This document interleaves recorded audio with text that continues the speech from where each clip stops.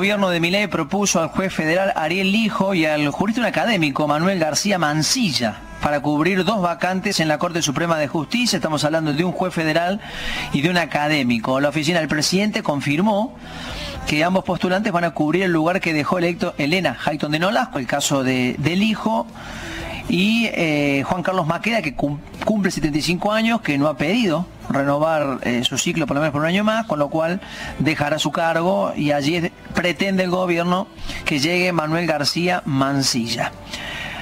Ambos candidatos, por supuesto, tienen que ser votados por los 2/3 del Senado. Queremos hablar un poquito de esto para profundizar sobre los antecedentes de estas dos personas, sobre cómo es la votación del Senado.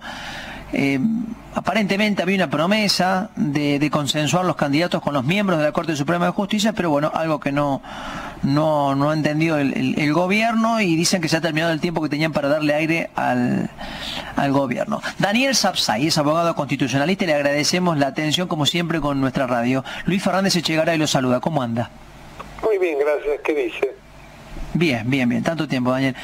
Bueno, ¿qué opinión tiene usted de estas dos personas? Ariel Lijo es un magistrado que tiene décadas en los tribunales de Comodoro Pi, y Manuel García Mansilla, un académico, decano de abogacía en una universidad privada, pero también un hombre muy vinculado con el mundo de los hidrocarburos. Mire, tengo una posición dividida. Vamos por la postulación del doctor García Mansilla, que considero que es un excelente jurista y que tiene todos los antecedentes que avalan a un postulante para la Corte Suprema. El caso del hijo, en cambio, es muy diferente. Es un juez absolutamente ligado a hechos muy graves de corrupción por la cantidad enorme de tiempo que pasó en Comodoro Pi y las causas en que estaba envuelto. Además, tiene una proximidad enorme con el juez Lorenzetti, es decir, más casta, si es que cabe el nombre, ya que el presidente tanto habla de casta, cada vez mete más la casta adentro. Y lo otro que me sorprende es que no se haya propuesto una mujer. Recordemos que está la vacante de Hayton de Nolasco, ya hace más de un año, y es obvio que ahí debería proponerse una mujer.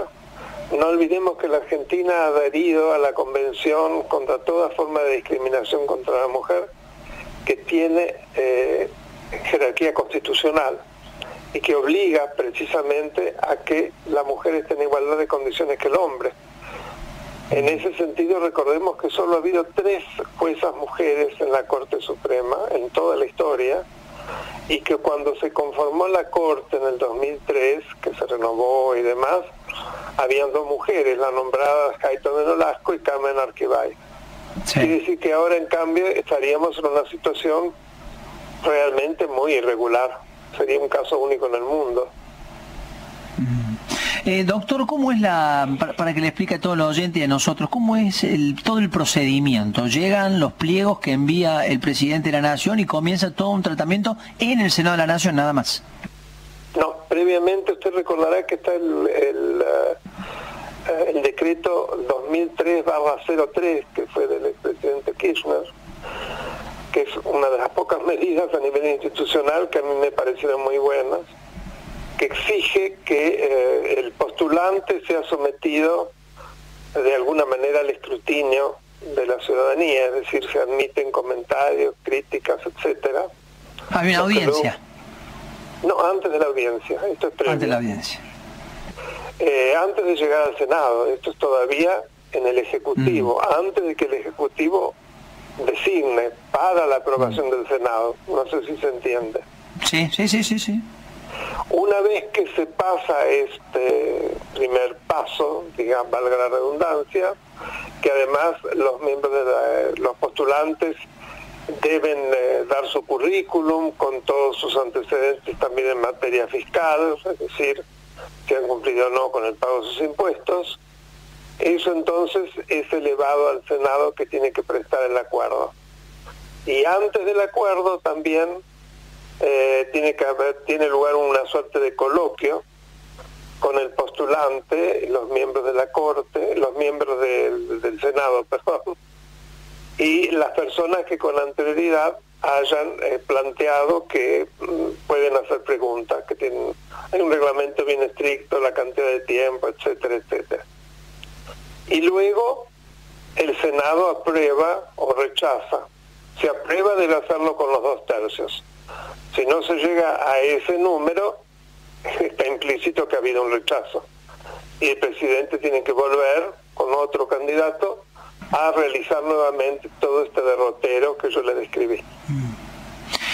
Un dato, doctor. Si Maqueda se jubila a fin de año y se va de la Corte Suprema de Justicia, quedaremos con una Corte con 3 integrantes hasta tanto se complete la designación de estos magistrados que podrá llevar, no sabemos qué plazo, qué tiempo, o hay un plazo perentorio para que esto se apruebe o no, porque por ahí no tiene los 2/3 del Senado y habrá que insistir con otras candidaturas. No hay plazos. Lo que pasa es que no olvide que para eventualmente, si no hubiera, la mayoría es de 3, ¿no? Sobre 5. Sí. Si no se reuniera los 3 votos, se completa con jueces. Qué tema, ¿no? En el gobierno entienden que esto hay que acelerarlo porque ya no le queda mucho tiempo a la Corte, que va a tener que seguramente intervenir en muchas de las cuestiones en donde se han presentado amparos, sobre todo con el decreto de necesidad de urgencia y el proyecto de ley ómnibus. ¿Qué opinión tiene usted sobre el DNU? Bueno, muy negativo. En primer lugar, es un DNU monstruoso, con más de 350 iniciativas que abarcan casi todas las ramas del derecho, digamos así. En segundo lugar, ha sido dictado sin que se dé esas circunstancias excepcionales que impiden el trámite normal de sanción de leyes. Con lo cual, para mí es claramente inconstitucional ese DNU. ¿Usted hace referencia a la situación de necesidad y urgencia? Claro. Está dando la posibilidad de que esto sea debatido por el Congreso. Lo va a saludar Juan Pablo Viola, doctor Sapsay. ¿Cómo no? Doctor, ¿qué tal? Muy buenas tardes. Y en cuanto a la Corte Suprema, digamos, ¿en qué situación, quedaríamos en caso de seguir con 3 miembros? ¿Pueden intervenir con estos 3 miembros para tratar ese dictamen, lo que sería el DNU? Mire, la mayoría se forma con 3 miembros. Sí. En la medida que estén de acuerdo los 3 miembros es suficiente, y de lo contrario se cubre con jueces. Claro. Y esta situación, digo, recién usted me lo escuchaba atentamente que decía que no hay un tiempo, no hay un plazo. No, no hay plazos. No hay plazo. No digo si está bien o está mal, digo cómo es. Claro, por eso. ¿Qué opina, al respecto? Porque da la sensación que cada gobierno que llega al poder quiere armar o moldear de alguna manera su Corte Suprema.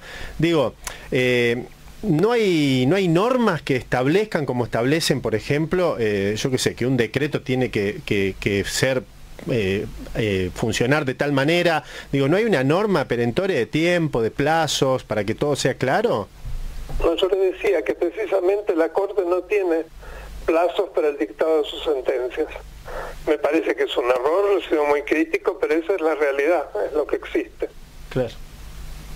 ¿Y cómo se modificaría esto? Bueno, se modifica por una ley del Congreso, que precisamente es una facultad del Congreso el dictar la ley de organización de la justicia, en donde está también, evidentemente, el funcionamiento de la Corte Suprema.